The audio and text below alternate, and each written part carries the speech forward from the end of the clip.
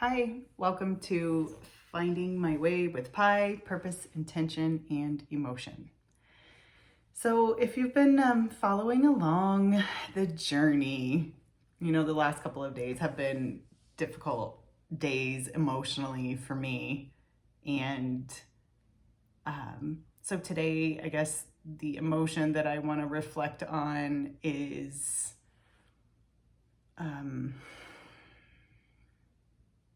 they're so interconnected and there's so many of them. I don't know how to pick just one emotion. So I'm gonna pick my way through it a little bit here, so bear with me, but you're getting the raw processing, video diary of curiously examining emotions, and that is the whole point of finding my way. So here we go. The first emotion I want to talk about is you've heard me talk about and recognizing and being consciously aware of the words that I'm using and the stories I'm telling myself about my job. And as that has, sat with me and my awareness for the last couple of days, something else bubbled up to the surface that was not a good feeling, but that was there, I think, maybe suppressing it. And I'm seeing it reflected in others around me too, who maybe have gone through something similar. But so here's the situation. Even though I am having an emotionally difficult time in my job right now, and I'm not, I'm going to call it spiritually connected for it. I'm not connected to the meaning of it. I'm not enjoying it. I know I need a change. I know this is not where I'm meant to be. I know I'm a very good, engaging leader, but in this particular space, in this particular role, it's not the work that aligns with my authentic self. That has to be okay. I'm not a bad person for that, but I was suppressing all of that for years. All of what I just said, I've been suppressing it because I felt like I should be grateful for the opportunities afforded to me having been put into this role. Was considered promotions, and I know someone worked hard to help get me there, and I felt like a bad person not appreciating the job. So I want to pick this apart for just a second, because feeling like a bad person for not loving my job that I was placed in, just let that sink in for just a second. Why would I feel like a bad person? Well, because I think I was putting a pressure on myself, and maybe even like there's a social pressure of like it was gifted to me, so I should be grateful. And I'm not saying it was just handed to me. I have worked my tail off. I have just absolutely gone above and beyond. Like so many people I know, like so many women I know have had to prove it so much. And I have. And I'm proud of myself, but I've worked real hard to earn where I am. And at the same time, for this most recent role, I did not want this role. I didn't ask for it. It was a promotion, like in the same job family, that came with aspects that I think I knew a long time ago that I did not like. And anyways, was promoted into it. And therefore it was almost like it was gifted. That's what I mean. And so any type of negative feeling on my part feels like I feel like shame and guilt, like I should be grateful, and the expectation is that I'm grateful. And some of the things that it has afforded my family and some of the stability and some of those types of things, I am grateful. Some of the personal growth, sure, I am grateful. And I'm not okay here emotionally, my well-being's not okay, my mental health is not okay here. And that does not make me a bad person.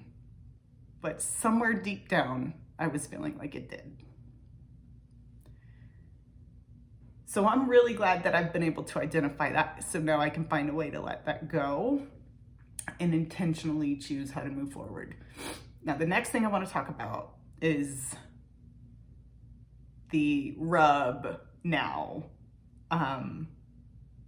This weird tension and transition period where I feel like, cool, I've identified this.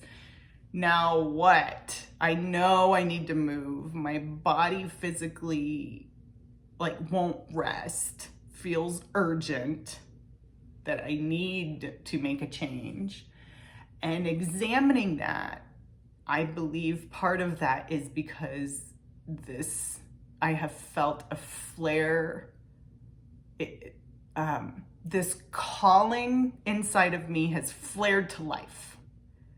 I now know the direction and the purpose for me and who I am. I know who I am. I know what I'm good at. I know what calls to me. Now I'm ready to follow that. I didn't do that in the area of my life that was my work and my livelihood. I did that in other areas. It's how I found hubby and how we ended up together. I have listened to my gut and listened to my callings in other areas, but I didn't do it in work. I suppressed it and I just did the things that everyone, I guess I didn't guide my own career. I let it be guided by others. I'm gonna own it. I let it be guided by others. Again, I don't want to regret that. I am grateful for what we've been able to achieve in life and the family that we've built and all of those things. And now that it's awoken inside of me and I know what my calling is, there's an urgency to do it. So I'm in this weird place, this tension of, whoa, what are the opportunities now or possibilities in front of me? Is it possible for me to shift my line of work because I still need to earn a living while I'm pursuing my calling and all of those types of things? Is there a shift possible there and all of that? And ultimately, I need to just commit.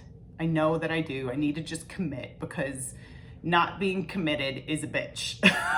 It leaves you out there just flapping in the wind and not knowing, which direction to pursue. And so I feel like I'm halfway committed. I'm in my Master of Arts of Happiness studies. I am going to find a way to do this PhD program in human flourishing. That is calling to me.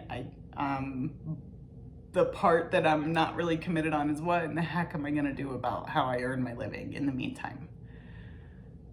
If I know energetically, one of my classmates said it so well, I'm not gonna say names because of confidentiality and I don't have permission, but one of my classmates said, basically, if where you're spending your time isn't your why, then if where you're spending your time is not aligned with your why, then it's not your how to get to your why. I know that. I feel the truth in those words. So I've got some more journeying to do, like we all do, and I just wanted to share where some of these thoughts have gone and what I've been thinking of. And then last thing,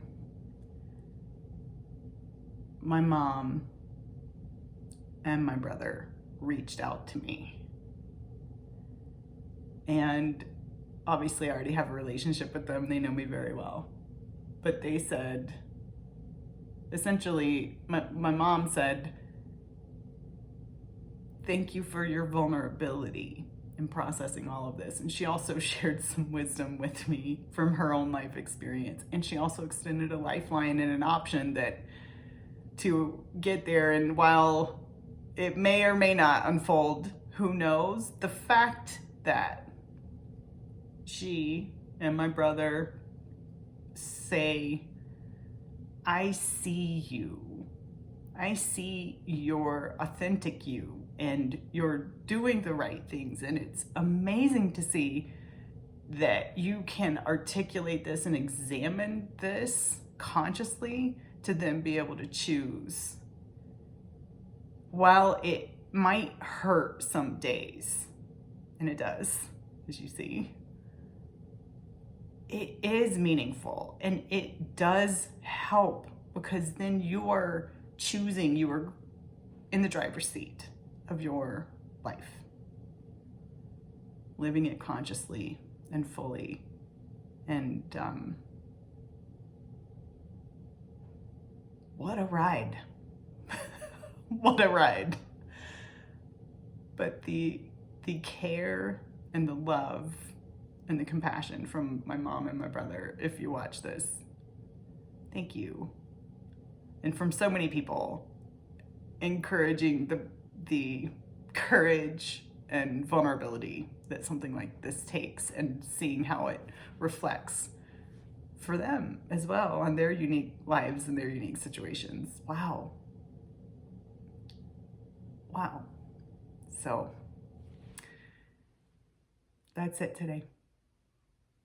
Thank you for being with me on this journey. I hope it helps you too. I will see you tomorrow. Bye.